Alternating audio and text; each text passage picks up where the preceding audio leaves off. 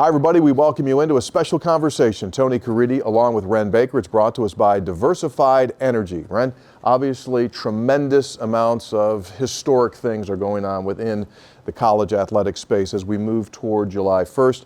The House settlement is now approved. People have been hearing it, House settlement. What does it all mean? I guess we're going to give you the old, explain it to us like we're a sixth grader. What is happening? Well, as a few years ago, the NCAA just opened the doors for NIL. It had been prohibited for a long time. And once they did that, there was a lawsuit filed for the back damages. And so the House case primarily was about back damage, but also established a go forward revenue share model that doesn't prohibit NIL, but does give some guardrails and a system of what really is NIL versus NIL disguised as pay for play, but also allows for a substantial revenue share with student athletes. And so it's an exciting time for college athletics because we have went from a totally unregulated system we have not arrived. This is probably step one of multiple steps, but it's a significant step towards a sustainable system in intercollegiate athletics. What we had was not sustainable. It's the reason why some of the richest athletic programs in the country are throwing $30, $40 million deficits, having to take out loans from campus.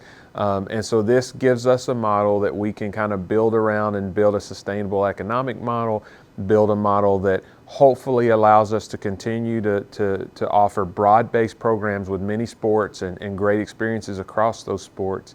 And not only at WVU, but across the country in institutions that matter in all 50 states. So by rule, you can fund just a little bit over $20 million in this first year. How is West Virginia going to organize and orchestrate that sharing of about $20 million to its student athletes? Yeah, lots of different people are following different philosophies. We had lots of discussions, not only with our general counsels here on campus, but we had outside counsels involved, particularly around the issue of Title IX. So ultimately where we landed was the settlement identifies those revenue streams in which that you are sharing. So the settlement, if you go and dig deeply, it says you're going to share 22% of these revenue buckets.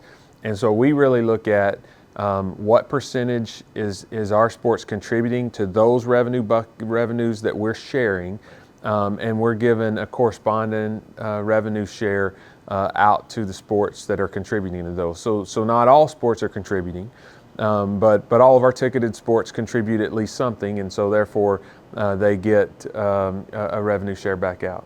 Big picture, does this make you feel more comfortable that there are at least some rails being set in here so that there is some type of competitive balance?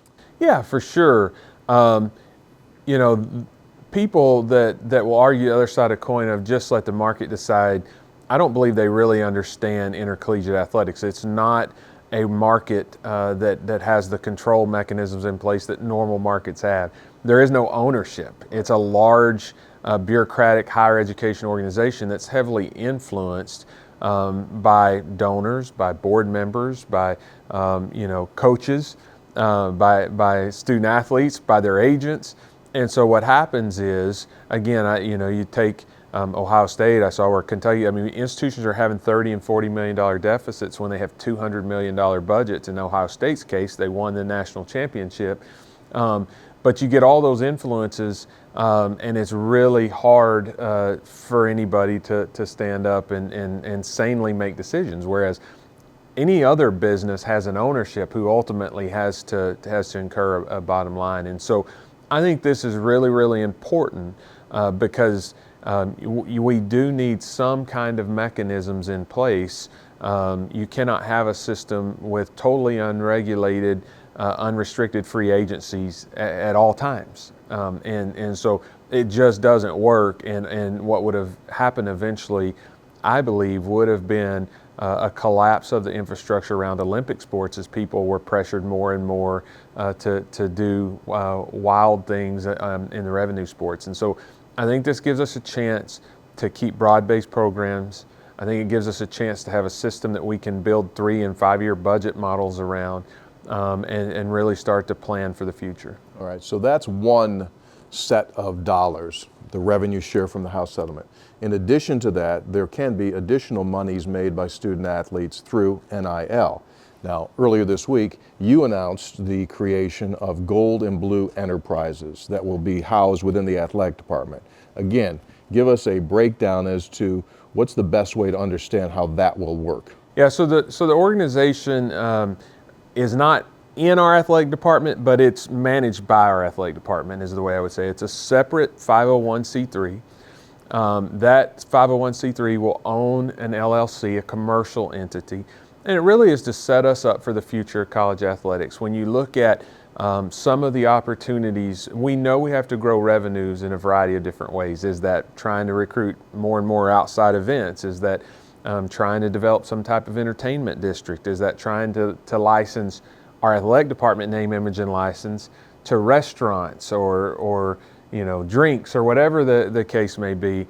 I think it's really important that we have the ability, the adaptability, the malleability to move quickly to capture those revenues. And higher education institutions where our athletic department currently lives are very steeped in tradition and sometimes not as quick to react to something that's current.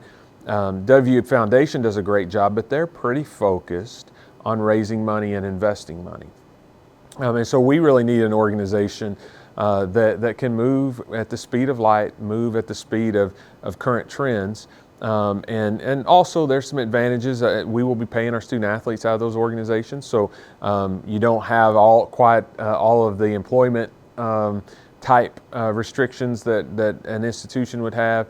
You don't have open records like you might have if we were paying through here, and everybody in the country can see what you're paying every player and make counter offers. So it gives us a lot of different freedom and flexibilities, some of which we will take advantage of now, but some it's more setting us up for a future where I anticipate lots and lots of commercial growth and commercial opportunities. The season is over as far as the athletic year. It's finally done. We're going to have our quote-unquote off season, which doesn't last real long. But when you look back at this past year in fields of competition across the board, this was an amazing year. If you take a look at the Directors' Cup standings, which haven't been finalized yet, but you're right there. Yeah, I anticipate we'll be in the top half of the Big 12. We went into the last ranking at second in the Big 12 behind BYU. We don't offer as many spring sports as some of the others, so we will probably move down a spot or two, but we also earned some points. I think we'll probably get some in track and field, women's track and field, and certainly got some in baseball. And so, we'll see where it shakes out ultimately, but when you look across our programs and you see sports like baseball, sports like men and women's soccer, sports like cross country, track, we really are having unprecedented success. And then you look at men's basketball had a bounce back year this year. Women's basketball had a really good year. And so I'm really proud of the work that our coaches and student athletes are doing. I've not hid from the fact that we have to grow our revenues.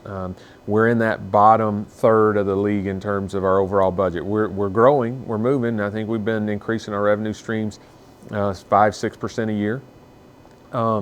But we've got to continue that growth and trajectory because I do think if we can give all of our sports resources there, at least at the midpoint in the conference and hopefully a little higher than that, we can compete for conference and national championships. But I think our coaches and student athletes and certainly our fans at home deserve incredible kudos and credit for what they have done that's allowed us to showcase really a wonderful place. I didn't even mention Rifles National Championship. Sure. We're sitting here, and that means something to West Virginians. We just came off the Caravan Tour, and people were excited to talk about the Rifle National Championship, and Coach Hammond has done a great job there. And so we just have a lot of wonderful things happening, and our student athletes continue to set records in academic success, continue to do a great job of volunteering and being a part of this community, and that's really important to West Virginians. Yeah, well, great insight. We appreciate the time. Always enjoy it, Tony, and hope everybody at home has a great summer. and look forward to our next chat. All right, there you go. Along with Vice President and Athletic Director of West Virginia University, Wren Baker, I'm Tony Caridi, and this has been a special conversation brought to us by Diversified Energy.